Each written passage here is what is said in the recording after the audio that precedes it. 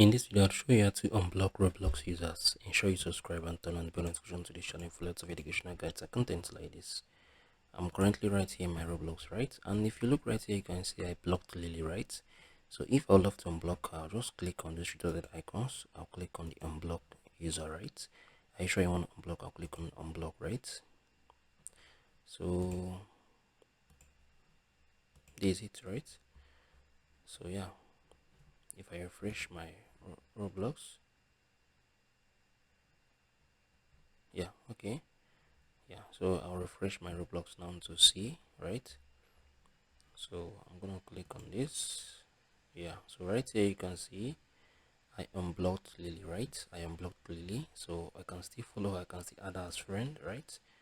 So I'll add her as friends, right?